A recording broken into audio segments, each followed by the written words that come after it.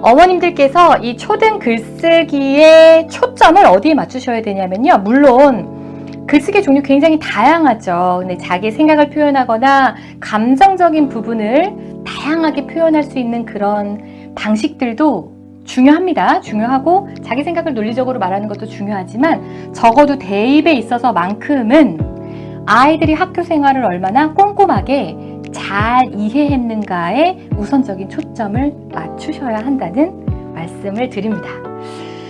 자, 그러면 이제 초등 글쓰기 어떻게 좀 할 수 있을까? 어떻게 좀 도와주면 될까? 어머님들께서 논술 선생님이 아니실 테니까 아이들의 논술 지도를 집에서 100% 다 봐주실 수가 없습니다.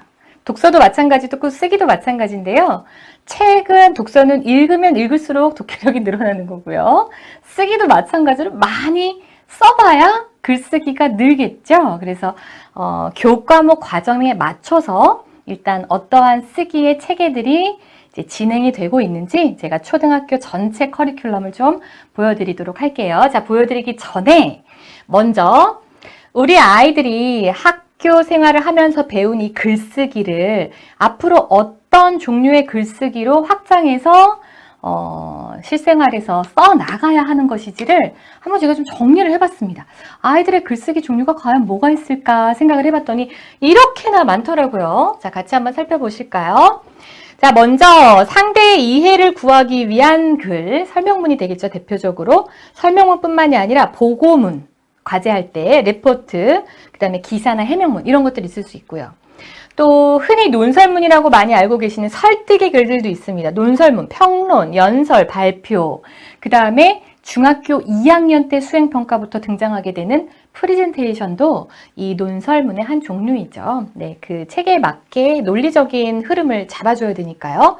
뿐만 아니라 사회생활을 하게 되면 직장생활에서 매일같이 써야 되는 기한서, 품위서, 기획서 뭐 이런 것들도 다 이제 설득을 하는 글에 포함이 됩니다. 네, 물론 보고서 같은 것도 있지만 이제 기한서나 기획서 같은 경우는 기본적으로 내가 어떠한 그 업무를 정해서 목표치를 정해서 그것을 상사에게 또 설득하는 그런 글들이니까요.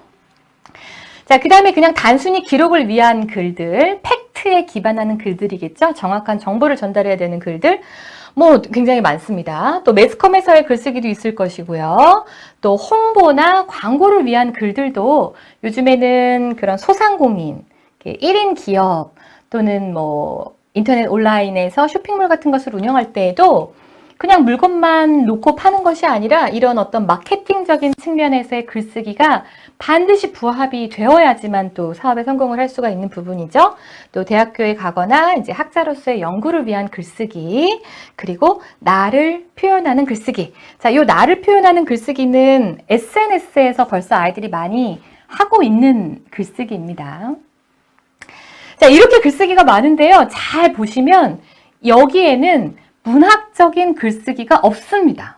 네, 문학 글쓰기, 그러니까 창작 글쓰기는 배제했죠. 그렇다고 하면 창작 글쓰기를 제외한 나머지 모든 것은 다 논리와 정보를 기반으로 한 논리적 글쓰기라는 말이 됩니다. 아이들의 글쓰기가 정서적인 부분에 치우치면 안 되고 논리적이고 정보를 정확하게 전달할 수 있는 방향으로 훈련이 되어야 하는 이유입니다.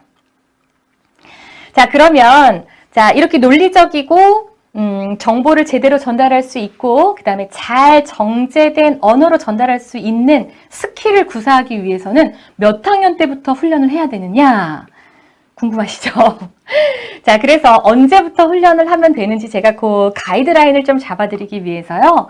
초등학교 1학년 국어 교과부터 6학년 국어 교과까지 전체 커리큘럼을 한번 보여드려 보도록 할게요. 자, 지금 이제 학년이 다 다르실 거기 때문에 이번 기회에 아이들의 국어 교과서가 이렇게 구성이 되어 있구나. 이걸 한번 리뷰해 보시는 것도 좋은 정보가 되실 것 같습니다. 네, 같이 한번 자료를 보실게요. 자, 일단 국어의 4대 영역이라고 하면 이제 말하기, 듣기, 읽기, 쓰기 4가지의 영역인데요. 당연히 국어 교과서에는 이 4가지의 영역이 고루고루 등장을 합니다. 먼저 초등학교 1학년 1학기의 내용을 보시면 뭐 바른 자세로 읽고 쓰고 가나다를 배우고 모음을 배우고 이런 것들이 주로 되어 있죠. 여기서 뭘 하실 수 있냐면 한글에 대한 배움이 이루어진다는 것을 알 수 있습니다. 요즘에는 이제 초등학교 들어가기 전에 한글을 다 떼고 가는 아이들도 많은데요. 꼭 한글을 다 마치지 못했더라도 초등학교 1학년 과정 내내 한글에 대한 부분을 배우기 때문에 너무 염려를 안 하셔도 되고, 이 1학년 과정, 1학년 1학기 과정 중에 쓰기에 대한 부분이 나오는 것은 글자를 만들어 봐요. 받침이 있는 글자 정도가 되겠습니다. 그리고 조금 주의해서 보실 부분은 이 부분인데요. 그림 일기를 쓰라고 하죠. 이게 1학년 1학기의 제일 마지막 단원이에요. 이제 막 한글을 배운 아이들은 이제 글로써 일기를 쓰는 것은 사실 어렵습니다. 그래서 그림이 들어가고 밑에는 그냥 한 두세 줄 정도만 글을 쓰는 그림 일기를 쓰게 되는데, 가정에서 첫 번째 글쓰기 지도를 도와주셔야 될 부분이 바로 이 1학년 2학기 때 등장을 하게 되는 그림 일기를 써요입니다. 그러면 1학년 여름방학 때부터 아이들이 일기를 쓸 수 있게 되겠네요. 자, 2학기에는 어떤 내용이 나오나 좀 볼게요. 소중한 책을 소개해요. 소리와 모양을 흉내내요. 그 다음에 문장으로 표현해요. 나오네요. 여기 이제 문장을 쓰는 단원이 첫 번째 등장하는 것이 1학년 2학기입니다. 그 다음에 바른 자세로 말해요. 알맞은 목소리로 읽어요. 그러니까 읽기와 듣기에 대한 비중이 아직은 많아요. 자, 그리고 여기 겪은 일을 글로 써요 라고 나와 있습니다. 자, 문장으로 표현을 하고 뒷단원에 가면 겪었던 일을 이제 문장으로 써보는 것이죠. 그러니까 1학년 2학기 때는 단문장으로 글쓰기까지만 학교에서 배웁니다. 아직 여러 문장을 연결하는 것은 배우지 않아요. 자, 2학년이 되면 어떤가요? 그냥 쭉 바꾸지 말고 해주세요. 네. 2학년이 되면 어떠냐면, 이제 시에 대한 부분이 나오고, 이제 말놀이에 대한 부분이 나오는데, 쓰기에 대한 부분은 2단원 정도가 등장을 합니다. 물론, 쓰기라는 단원이 딱 쓰기만 있는 것은 아니고요. 이제 듣기와 쓰기, 읽기와 쓰기 이런 것들이 주로 결합이 많이 되어 있기는 합니다만, 제가 목차에서 보실 수 있는 것들을 좀 뽑아드린 거예요. 낱말을 정확하게 써요. 이제 맞춤법에 대한 부분이고요. 생각을 생생하게 나타내요가 나오네요. 자, 2학년이 되면 뭘 한다는 것을 알 수 있냐면 표현에 대한 수식어가 나온다는 것을 알 수 있습니다. 1학년 때는 온전한 문장 하나를 만들고 그 짧은 문장을 이용해서 생활 글쓰기에서 일기 쓰기 정도까지 진행이 되었다고 하면 2학년이 되면 이제 문장을 늘리는 단계가 나오는 것이죠. 그러니까 그냥 주어와 서술어만 있는 게 아니라 그 사이에 형용사라든지 부사라든지 이런 느낌이나 감정을 보다 풍부하게 나타날 수 있는 그런 수식에 관련된 단원들이 등장을 하게 됩니다. 2학기 때는 어떠한 쓰기 관련 단원들이 나오냐면요. 자, 인상 깊었던 일을 써보세요. 어떻게 써야 될까요? 네, 수식을 해서 문장을 조금 길게 늘려서 쓰면 됩니다. 자, 그 다음에 2학년 2학기가 되면 또 굉장히 중요한 포인트가 등장을 해요. 여기 한번 보실게요. 2학년 2학기가 되면 주요 내용을 찾아요 라는 단원이 등장합니다. 이제 처음으로 뭐가 나오냐면요. 아이들의 글쓰기에 있어서, 아이들의 글 읽기에 있어서 어떠한 부분이 중심이 되는 내용인지, 어떠한 단어가 가장 중요한 핵심 단어인지를 이제 구분해 보라는 것이 2학년 때부터 나옵니다. 자, 그럼 이제 집에서 어떠한 동화책을 읽거나 아이들이 독서를 할 때에도 이것을 연계해서 활동을 하실 수가 있어요. 어떤 내용이 가장 중요한 내용이었는지를 아이들이 기억을 하면서 아이들이 쓰기와 읽기를 할 수 있도록 관심을 가져주시는 것이죠. 자, 2학년까지 끝났습니다. 자, 1학년, 2학년은 지금 크게 보자면 두 학년에서 배우는 내용이, 쓰기에 대한 내용이 많지 않아요. 그냥 하나의 짧은 문장 쓰고 그 문장으로 일기 쓰도록 훈련하는 거, 그 다음에 문장을 꾸며주는 것까지만 나옵니다. 자, 근데 3, 4학년 때는 이제 내용이 조금 더 깊이가 있어집니다. 자, 화면으로 한번 보실게요. 자, 3학년이 되면 뭐가 나오냐면 이제 문장이 아니라 문단으로 확장이 되죠. 그래서 문단의 짜임이라는 걸 배우게 돼요. 이 과정에서 뭐가 나오냐면 처음, 중간, 끝이 나옵니다. 네, 이게 이제 3학년부터 나오는 거예요. 아이들이 짧은 문장으로 된 것, 태도에 대한 것, 한글에 대한 공부, 그 다음에 맞춤법, 받아쓰기 이런 거 1, 2학년 때 했다고 하면 이제 3학년 때부터는 제대로 좀 형태를 갖춘 그런 글읽기, 글쓰기가 시작이 되는 것이죠. 그래서 문단의 짜임에 대한 것을 배우고 그 다음에 중요한 내용을 적어봐요. 아까 2학년 때 나왔던 그 내용입니다. 어떠한 부분이 가장 중요한지를 요약하는 것, 중요한 것의 가중치를 판별하면서 읽는 것, 판별하면서 쓰는 내용들이 이제 나오기 시작하죠. 점점 아이들이 이제 학술적인 글쓰기, 논리적인 글쓰기의 단계로 거쳐가는 과도기적인 학년이 3학년, 4학년입니다. 자, 이렇게 내 마음을 편지에 담아 같은 생활 글쓰기의 단원도 있지만 이제 조금씩 어떤 좀 체계적인 국어에 대한 학습이 이루어진다라고 보실 수가 있죠. 자, 그 다음에 3학년 2학기 계속 가보겠습니다. 자, 3학년 2학기에는 어떠한 단원의 쓰기들이 나오나 좀 살펴봤더니 이제 자신의 경험을 글로 써보래요. 어떻게 써야 될까요? 처음, 중간, 끝 맞춰서. 그 문단에 대한 것을 배웠잖아요. 그러니까 아이들이 이제 긴 글쓰기로 넘어가는 과정이죠. 한두 문단만, 한두 문장만 쓰는 것이 아니라 제대로 덩어리를 져서 각 문단마다 두세 문장 정도씩 구성이 될 수 있도록 이제 한 페이지 정도 되는 글을 쓸 수 있게 되는 것입니다. 자, 이 정도가 되면 이제 그림 일기에서 그냥 글밥 일기로 넘어가야 되는 시기가 되겠죠. 자, 여기 또 마음을 담아서 글을 써야도 있는데요. 보시면 단원들에 대한 이름이 좀 다 비슷비슷하다고 느끼실 거예요. 내 마음을 담아서 글을 써요. 뭐 마음을 표현해서 글을 써요. 뭐 단원명이 비슷비슷하고 나오는데 단원명이 비슷하다고 하더라도 이제 지금 나오는 이 3학년 2학기에 해당하는 마음을 담아 글을 써요. 교과서를 보시면 그냥 막 쓰는 게 아니라 어떤 소재로 글을 써야 되지, 처음에는 어떤 문장을 써야 되지, 이렇게 덩어리를 져서 쓰는 글쓰기에 대한 주제들이 나옵니다. 이제 점점 긴 글쓰기로 넘어가지고 있는 것이죠. 자, 4학년 넘어가 보겠습니다.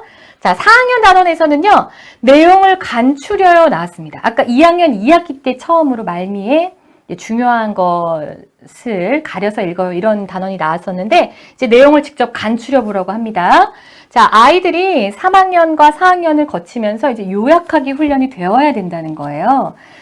근데 예전에는 초등학교도 시험이 있었기 때문에 시험 공부를 하다 보면 자연스럽게 요약해서 이제 요약 노트를 만들고 또 그 요약 노트, 내가 쓴 요약 노트를 가지고 내용을 기억하려고 애쓰고 이런 과정들이 자연스럽게 있었는데 지금은 좀 그렇지가 않죠. 그러다 보니까 아이들이 학교에서 하는 이 교과 내용에서만 내용을 간추리고 이게 이제 일상생활에서 자력으로 잘 되지가 않아요. 여기서부터 제 생각에는 이 초등 글쓰기 교육에서 약간씩 틈이 벌어지게 될 거라는 추측이 됩니다.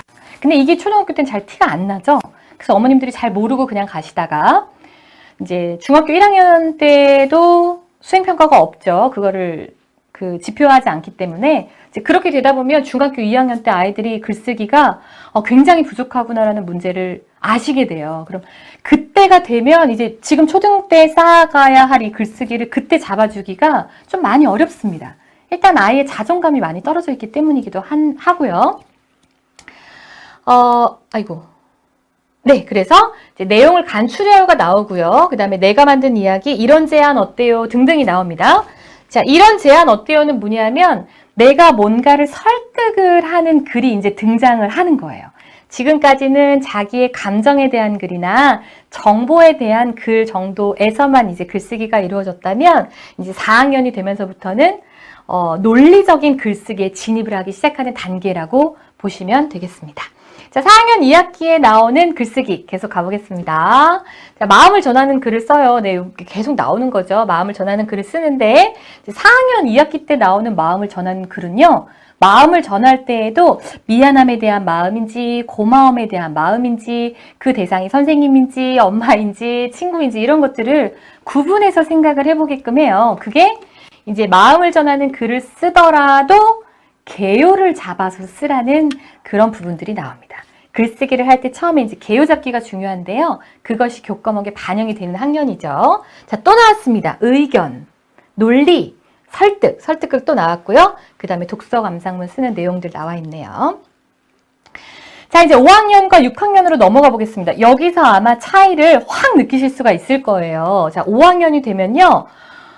갑자기 4학년까지는 그래도 좀 어느 정도 섞여 있었는데 5학년이 되면 갑자기 뭐가 되냐면 글 요약해요. 글쓰기 과정 살펴봐요. 글쓴이의 주장을 찾아봐요. 막 이렇게 계속 학습적 글쓰기, 학습적 글쓰기, 학습적 글쓰기만 계속 나옵니다. 얘들이 국어 싫어하겠네요. 앞에는 한글 배우고 뭐 재밌는 이런 글들 읽다가 갑자기 작품 감상하고 이거 감상한 작품 요약하고 네, 글쓰기 과정 연습하고 이런 것들이 막 나오니까 이때 굉장히 어려운 단원들이 많이 포함이 되어 있고요. 그 다음에 이제 기행문을 써요가 나옵니다. 자, 기행문을 쓰려면 시간의 순서와 흐름대로 글을 배열할 수 있어야 되고요. 그 다음에 그 여행에서 느꼈던 점과 여행에서 보고 배운 점에 대한 팩트를 고루고루 구성을 해야 되기 때문에 생활문이기는 하지만 이제 5학년 단원에 나오는 기행문도 굉장히 고려할 점들이 많아집니다. 그것에 대한 순서의 체계를 잡고 어떠한 정보들을 넣을 것인지를 또 판별해야 되거든요. 자, 이제 5학년 2학기 때 뭐가 나오나 봤더니 또 나왔어요. 중요한 내용을 또 요약하래요. 근데 이제 글이 계속 길어지고 있죠. 글이 계속 길어지고 있어서 요약하고 요약한 내용을 기억하고 써보는 그러한 단원이 계속 등장하게 됩니다. 자, 이제 얼마 남지 않았는데 제가 6학년 과정까지 다 끝나고 이제 말씀을 드릴 내용이 바로 이 요약에 대한 내용인데요. 마지막에 좀 설명을 드려볼게요. 자, 드디어 6학년입니다. 6학년 때는요, 이제 앞에 나왔던 글들, 생활 글쓰기에서 논리적인 글쓰기까지 전환이 되었고요. 논리적인 글을 잘 쓰기 위해서는 개요짜기를 잘해야 되고, 순서나 단락에 맞는 구성을 구상해 봐야 되고, 이제 그것에 대한 표현들이 확장되는 것들이 나오죠. 비유하는 표현, 쓰기 파트고요. 짜임새 있는 구성, 여기서 이제 호응 관계라든지 주어와 수로와의 호응 관계라든지 이런 부분을 좀 고치는 그런 수업이 등장하게 됩니다. 자, 그리고 또 마음을 나누는 글을 쓰래요. 초등 6학년 교과서를 제가 쭉 살펴봤더니 이게 큰 덩어리들이 있더라고요. 마음을 잘 표현하는 표현 방법, 그 다음에 이제 논리적인 글쓰기, 그리고 요약해서 글쓰기. 이런 세 가지 정도의 주제인 것 같습니다. 자, 마지막 6학년 2학기 때 이제 드디어 뭐가 나오냐면 퇴고가 나옵니다. 자, 앞에 6학년 1학기 때도 여기 앞에 보시면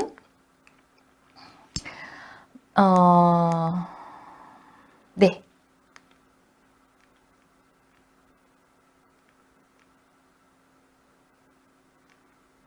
아니네요. 네, 죄송합니다. 자, 여기 보시면 제일 마지막 단원에 이제 글 고쳐 쓰기까지가 나오는데요. 이제 아이가 본인이 앞에서 1학년부터 5학년 때까지 6학년까지 쭉 배웠던 내용을 가지고 어떠한 글을 썼다. 그럼 그 다음에 그 글을 본인이 다시 읽어보고 부적절한 표현이나 잘 논리적으로 전개되지 않은 부분에 대한 퇴고, 글을 다시 고쳐서 쓰는 것까지 나오는 것이 6학년 전체 6년 커리의 글쓰기 과정입니다.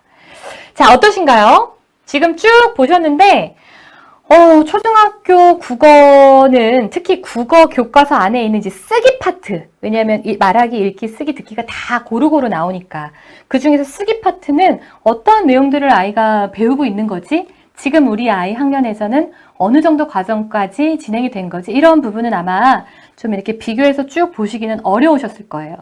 제가 정리해서 서머리해서 말씀을 드리기 전에 전달을 해드리고 싶은 내용은 무엇이냐면 아이들의 이 요약하기 훈련이 글을 체계적으로 쓰고 그다음 불필요한 표현들을 쓰지 않고 정제해서 글쓰기를 하는데 굉장히 중요한 요소이고요.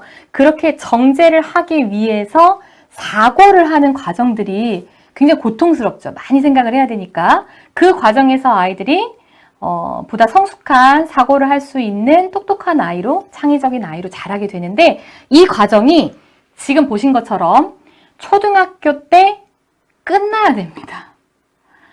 이거를 중학교 가서 할 수가 없어요. 저희가 운동을 배우거나 뭐 운전을 배우거나 어떤 이제 많은 반복을 통해서 체화가 돼야 되는 그런 력의 부분은 선생님이 지도를 해주고 봐주시는 것은 어느 일정 선까지의 한계가 있습니다.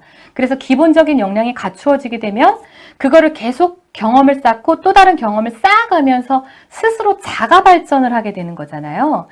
연주도 마찬가지고요. 뭐 미술이나 예체능도 다 마찬가지죠. 그래서 제가 예전 독해력 설명회를 할 때 많이 드렸던 비유 표현이 독서나 글쓰기를 예체능처럼 하라라는 표현도 제가 많이 드렸었습니다. 자, 글쓰기도 이와 같이 어느 정도 수준까지 기본적으로 문장을 구성할 수 있고 단락을 구성할 수 있고 글쓰기를 할 때 처음과 중간과 끝, 서론과 본론과 결론에 대한 계율을 잡고 거기에 살을 붙여 나가면서 글쓰기를 하는 이 일련의 과정들은 초등학교 6학년 때 끝나야 됩니다. 그렇게 하기 위해서 어머님들께서 관심을 가지고 아이를 조금 도와주셔야 되겠죠. 그 이후에 아까 처음에 말씀드렸던 대입에 필요한 논술, 어떤 기술적인 부분, 그 다음에 뭐 인문 논술이나 이과 논술, 그 수리 논술, 이공계 논술처럼 그런 논술 대비를 직접적으로 하는 것은 아이들이 초등학교와 중학교 때 자기 재학년의 교과 내용을 충분히 학습하면서 읽기와 쓰기 역량을 갖춰가면요. 그때 가서 얼마든지 기술적인 부분을 배우더라도 빠르게 아이들이 습득을 합니다. 중요한 건 재학년 과정을 놓치고 갈 때 생긴다는 점을 꼭 어머님들이 알아주시면 좋을 것 같습니다. 자, 정리를 한번 해드릴게요. 자, 1학년 때에는 한글 읽고, 익히고, 그 다음에 내가 겪은 일을 써보고, 그 다음 그림 일기 쓰는 것. 그러니까 아이가 그림 일기를 계속 잘 쓸 수 있도록 조금 도와주시면 되겠죠. 그 도와주실 수 있는 방법도 말씀을 드릴게요. 그래서 주로 1, 2학년 때는 짧은 문장과 그 다음에 짧은 문장을 그 맞춤법에, 어법에 맞게 쓰는 정도의 쓰기 학습이 이루어집니다. 3, 4학년에서는 이제 조금 그 문법적인 부분을 보완을 하게 되는데요. 이제 좀 다양한 글쓰기, 그 다음에 뭐 따라쓰기나 아니면 패러디에서 변형해서 글쓰기 같은 것들이 들어가고, 그 다음에 조금 더 긴 이야기를 완성해보는 감상문, 독서 감상문 같은 것들이 또 들어갑니다. 자, 마지막 5, 6학년 때 나오는 것이 4학년부터 나오는 것이 이제 요약하기에 대한 학습이 등장을 하기 시작하고 5학년, 6학년에는 계속 요약 이렇게 나와요. 요약하기, 주장하기, 논리적으로 글쓰기, 그 다음에 이것을 토대로 한 다양한 생활문, 설명문, 논설문 이렇게 다양한 학습 글쓰기로 확장이 되는 시기가 6학년이고 6학년까지 이 과정을 제대로 온전히 아이들이 해냈다면 중학교 가서 하는 수행평가는 염려하지 않으셔도 될 것 같습니다. 자, 그리고 마지막 6학년 때 요 퇴고하는 고쳐쓰기 부분이 등장한다. 자, 이렇게 좀 정리를 해드릴 수 있겠네요.